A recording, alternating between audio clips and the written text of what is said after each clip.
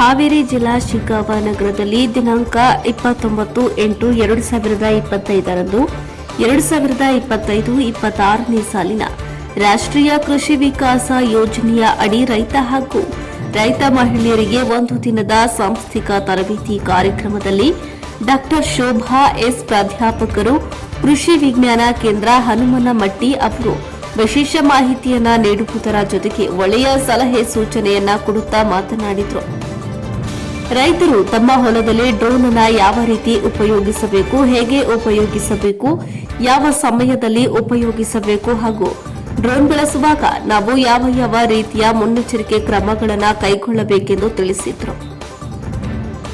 Drone ಸಿಂಪಡಣೆ ಕಾರ್ಯವನ್ನ ಬೆಳೆಗಳಿಗೆ ಕೀಟನಾಶಕ ಪೋಷಕಾಂಶಗಳನ್ನು ಸಿಂಪಡಿಸಲು ಬಳಸಲಾಗುತ್ತದೆ. ಇದು ಸಮಯ, ಶ್ರಮ ಹಾಗೂ ರಾಸಾಯನಿಕ ಬಳಕೆಯನ್ನ ಕಡಿಮೆ ಮಾಡುತ್ತದೆ. ಇದು ತಲುಪಲು ಕಷ್ಟವಾಗಿರುವ ಪ್ರದೇಶಗಳಿಗೆ ತಲುಪಲು ಸಹಾಯ ಮಾಡುತ್ತದೆ ಮತ್ತು ರೈತರಿಗೆ ಹೆಚ್ಚಿನ ಅನುಕೂಲವನ್ನು ಒದಗಿಸುತ್ತದೆ.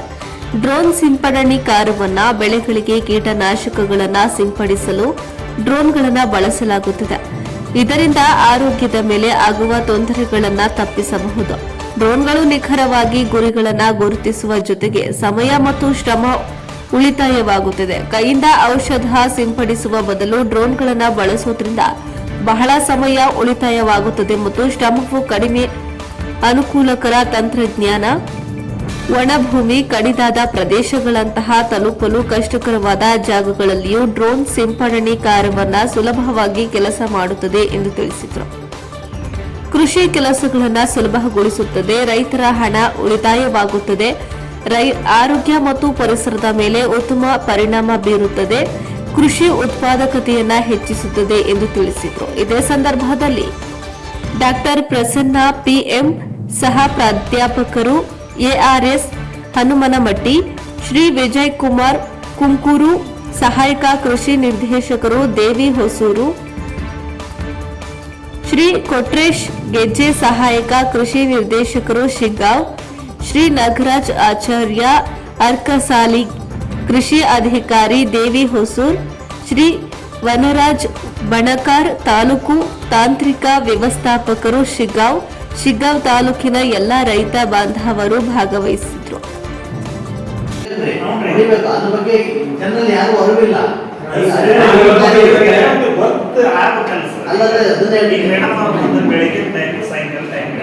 ಅದಕ್ಕೊಂದು ರೂಲ್ಸ್ ರೆಗ್ಯುಲೇಷನ್ಸ್ ಅಂತ ಹೇಳಿದ್ರು.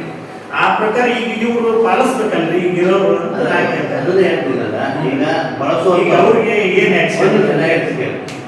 ಈಗ ನನ್ನ ಲೈಸೆನ್ಸ್ ಇದೆ, ನನಗೆ ಅದ್ರ ಬಗ್ಗೆ ರೂಲ್ಸ್ ಗೊತ್ತಿದೆ, ನೀವು ಉಪಯೋಗಿಸ್ಕೊಳ್ಳೋದು ನಿಮಗೆ ಗೊತ್ತಾ? ಅದು ಗೊತ್ತಿದ್ದಕ್ಕೆ ಒಂದು ನಿಮಿಷ, ನಿಮಗೆ ಗೊತ್ತಿಲ್ಲ ನಾನು ಅದನ್ನು ಯೂಸ್ ಮಾಡ್ತಾ ಇದ್ದೇನೆ. ಅದನ್ನೇ ಈಗ ನಾವು ಅರಿವು ಮೂಡಿಸ್ತಾ ಇದ್ದೀವಿ. ಈಗ ಇದೇ ಟ್ರೈನಿಂಗ್ ಕನ್ನಡಕ್ಕೆ ತರಬೇತಿಗೆ ಇಂಥ ಸಮಯದಲ್ಲಿ ಹೊಡಿರಪ್ಪ ಅಂತ. ಈಗ ನೀವು ಅದನ್ನ ಅವನಿಗೆ ಹೇಳ್ಬೇಕು, ಇಂಥ ಟೈಮಲ್ಲಿ ಹೊಡಿಬೇಡಪ್ಪ, ಈ ಟೈಮಲ್ಲಿ ನಿನ್ನ ರೂಲ್ಸ್ ಏನಿದೆ ಆ ಟೈಮಲ್ಲಿ ಹೊಡಿ ಅಂತ ನೀವು ಹೇಳ್ಬೇಕು. ಅದನ್ನು ನಾವು ಕೊಟ್ಟಿರ್ತೀವಿ, ಅದನ್ನ ಈಗ ನಾವು ನಿಮ್ಮಲ್ಲಿ ಅರಿವು ಮೂಡಿಸ್ತಾ ಇದ್ದೀವಿ. ಅದನ್ನು ನೀವು ಕ್ಯಾರಿ ಮಾಡಿ ಮುಂದೆ ಹೋಗಿ ನೀವು ಫೀಲ್ಡಲ್ಲಿ ಅದರ ಟಿಕೆಟ್ ಮಾಡೋಕ್ಕೆ ಪರ್ ಎಕರೆ 2000 to 3000 ಇವಾಗ ಚಾರ್ಜ್ ಮಾಡ್ತಾ ಇದ್ದಾರೆ. ಸೊ ನಾವು ಡ್ರೋನ್ ಪರ್ಚೇಸ್ ಮಾಡ್ತೀವಲ್ಲ, ಆ ಡ್ರೋನಲ್ಲಿ ಆ ರೀತಿ ಅವಕಾಶ ಇರ್ತಕ್ಕಂಥದ್ದು. ಅದರ ಜೊತೆಗೆ ನಾವು ಕೇಳ್ತಕ್ಕಂಥ ವಿಷಯ ಏನಂತಾರೆ, ಈಗ ಯಾವುದೇ ನಾವೊಂದು ಟ್ರ್ಯಾಕ್ಟರ್ ಎಲ್ಲರೂ ಉಪಯೋಗ ಮಾಡ್ತಾ ಇದ್ದೀವಿ. ನಮ್ಮ ಟ್ರ್ಯಾಕ್ಟರ್ಗೆ ಇವತ್ತೇನಾದರೂ ಕೆಟ್ಟು ಅಥವಾ ಏನಾದರೂ ನಮ್ಮ ಕೆಲಸ ಮಾಡುವಾಗ ರಿಪೇರಿ ಕೆಲಸಕ್ಕೆ ಬಂದರೆ ನಾಳೆ ಅಥವಾ ಇವತ್ತಿನಲ್ಲಿ ರೆಡಿ ಆಗಬೇಕು. ಸೀಸನ್ ಬಾಂಡೆಡ್ ವರ್ಕ್ ಅಂತ ಅಗ್ರಿಕಲ್ಚರ್ ಆಗಿರ್ಬೋದು, ಸೋವಿಂಗ್ ಆಗಿರ್ಬೋದು, ಎಲ್ಲ ಕಾಲಮಿತಿ ಒಳಗೆ ಮಾಡ್ತಕ್ಕಂಥ ಕೆಲಸಗಳಾಗಿರೋದ್ರಿಂದ ನಮಗೆ ಬೇಗನೆ ಅದರದ್ದು ಸರ್ವಿಸ್ ಸಿಗುವಂಥದ್ದು. ಇವತ್ತಿನ ದಿನಮಾನಗಳಲ್ಲಿ ಹೆಚ್ಚು ಪ್ರಚಲಿತವಾಗಿರ್ತಕ್ಕಂಥ ಡ್ರೋನ್ ಯಾವುದು ಅನ್ನೋದು ಅವ್ರ ಪ್ರಶ್ನೆ.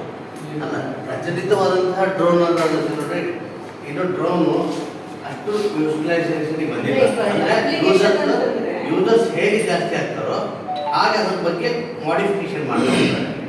ಸೊ ಅದನ್ನು ಹೆಚ್ಚು ಜನ ಉಪಯೋಗಿಸುತ್ತಿದ್ದರೆ ಹೆಚ್ಚು ಟೆಕ್ನಾಲಜಿಗಳು ನೀವು ಹೇಳಿದ್ರಲ್ಲ, ಅದೇ ಸೆಲ್ಫ್ ಡಿಟೆಕ್ಟ್ ಮಾಡಿ ಯಾವ್ದು ಔಷಧಿ ಯಾವ ಏರಿಯಾದಾಗೆ.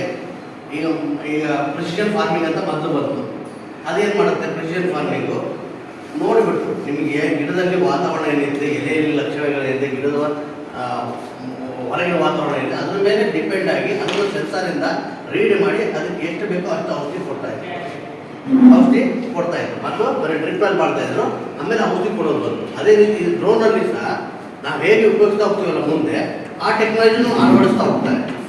ಸೊ ಹೇಗೆ ನಮ್ಮಲ್ಲಿ ಬೇಡಿಕೆ ಬರುತ್ತೋ ಹಾಗೆ ಟೆಕ್ನಾಲಜಿಸು ಅಡಾಪ್ಟ್ ಆಗ್ತಾ ಹೋಗ್ತವೆ. ಅಷ್ಟೇ ಇದೆ.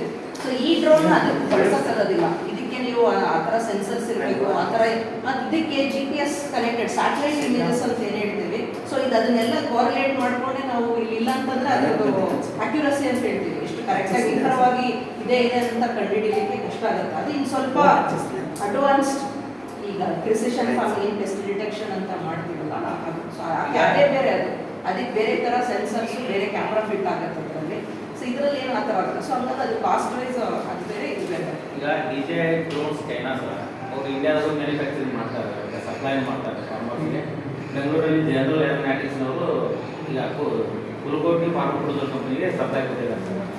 ನಾವು DJI ಡ್ರೋನ್ನ 2-3 ಸಲ ಕಾಂಟ್ಯಾಕ್ಟ್ ಮಾಡಿ ಹೇಳಿದಾಗ ಅಲ್ಲಿ ಚೈನಾದಲ್ಲಿ ಏನಿದೆ ಅಂತ pest detector with sensors operate ಆಗೋ ಟೈಮ್ನಲ್ಲಿ ಎಲ್ಲಿ ಪೆಸ್ಟ್ ಅಟ್ಯಾಕ್ ಆಗಿರ್ತಕ್ಕಂಥ ಈಗ ಫೀಲ್ಡಲ್ಲಿ ಆಲ್ಮೋಸ್ಟ್ ಅದು 100% ಪೆಸ್ಟ್ ಅಟ್ಯಾಕ್ ಆಗಿರಲ್ಲ. ನಾವು ರೈತರು ಎಲ್ಲೇ ಒಂದು ಮೂಲೆಯಲ್ಲಿ ನೋಡ್ಕೋತೀವಿ ಬಂದೈತಿ ಅಂತೇಳಿ ಎಲ್ಲ ಬೆಳೆಗಳಿಗೂ ಬಂದು ಪೂರ್ತಿ ಹೊರಗೂ ಸ್ಪ್ರೇ ಮಾಡುವಂಥ ಪದ್ಧತಿ ನಮ್ಮ ಚಾಲ್ತಿ ಇರ್ತದೆ. ಅದನ್ನು ಕಂಟ್ರೋಲ್ ಮಾಡೋಕ್ಕೆ, ಕೆಮಿಕಲ್ ಉಳಿಸೋಕ್ಕೆ ಪೆಸ್ಟ್ ಡಿಟೆಕ್ಟರ್ ಕಂಟ್ರೋಲ್ ಯೂನಿಟ್ ಇರ್ತಕ್ಕಂಥ ಡ್ರೋನ್ಸ್ಗಳನ್ನ ಈಗಾಗಲೇ ಅವರು ಯೂಸ್ ಮಾಡೋಕ್ಕಂತ 5-6 ವರ್ಷ ಆಯಿತು. ಅದೇ ಕಂಪ್ನಿಯವ್ರು ಏನು ಕೇಳಿದ್ರೆ ಮೇಡಮ್ ಅವ್ರು ಹೇಳ್ತಾರನೇ ಅವರು ಹೇಳ್ತಾರೆ ಸರಿ. ಅದೇ ರೀ ನಾನೇನು ಹೇಳಿದೆ, ಅಲ್ಲ ನಾನು ಯಾಕೆ ಬೇರೆ ಬೇರೆಯಾಗಿ ಬರ್ತಾ ಇದೆ ಅಂದರೆ ನಮ್ಮಲ್ಲಿ ಅದನ್ನು ಅಡಾಪ್ಟ್ ಮಾಡ್ಕೊಂಡ್ರು ಬಳಕೆದಾರರು ಜಾಸ್ತಿ ಆಗಬೇಕು. ಬಳಕೆದಾರರು ಹೇಗೆ ಜಾಸ್ತಿ ಆಗ್ತಾರೋ ಅವಾಗ ಅವು ಎರಡನ್ನೂ ಕಂಬೈನ್ ಮಾಡ್ಬೋದು. ನೀವೇನು ಹೇಳಿದ್ರೆ ಈಗ 5-6 ವರ್ಷ ಅದು ನಮಗೆ ಬರುತ್ತೆ. ಸೊ ನಮ್ಮಲ್ಲಿ ಬಳಕೆದಾರರು ಕಡಿಮೆ ಇದ್ದಾರೆ. ಆಮೇಲೆ ನಮ್ಮಲ್ಲಿ ಹಿಡುವಳಿ ಭಾಳ ಕಡಿಮೆ ಇದೆ. ಹಿಡುವಳಿ ಭಾಳ ಕಡಿಮೆ ಇದೆ. 1 ಎಕರೆ 2 ಎಕರೆ ಹೀಗಿದೆ. ಸಣ್ಣ ಹಿಡುವಳಿದಾರರಿಂದ ನಾವು ಅದನ್ನು ಅಡಾಪ್ಟ್ ಮಾಡಿಸೋಕ್ಕೆ ಸ್ವಲ್ಪ ಕಷ್ಟ ಆಗುತ್ತೆ. ಅಲ್ಲೆಲ್ಲ ಏನಿದೆ ಚೀನಾ ಮತ್ತು ಹೊರದೇಶದಲ್ಲಿ ದೊಡ್ಡ ದೊಡ್ಡ ಹಿಡುವಳಿದಾರೆ 50 ಎಕರೆ 1000 ಎಕರೆ 2000 ಎಕರೆ ಹೀಗೆ ದೊಡ್ಡ ಫಾರ್ಮ್ ಇರ್ತವೆ. ಸೊ ಅವರು ಅದನ್ನು ಇನ್ವೆಸ್ಟ್ ಮಾಡೋಕ್ಕೆ ರೆಡಿ ಇರ್ತಾರೆ, ಯೂಸ್ ಮಾಡೋಕ್ಕೆ ರೆಡಿ ಇರ್ತಾರೆ. ನಮ್ಮಲ್ಲಿ 1 ಎಕರೆದನ್ನು 2 ಎಕರೆದನಿಗೆ ಅದನ್ನು ಸ್ಪ್ರೇ ಮಾಡೋಕ್ಕೆ 5,000 ರೂಪಾಯಿ ಹಾಕತ್ತಪ್ಪ ಇಲ್ಲ 3,000 ರೂಪಾಯಿ ಹಾಕತ್ತಂದರೆ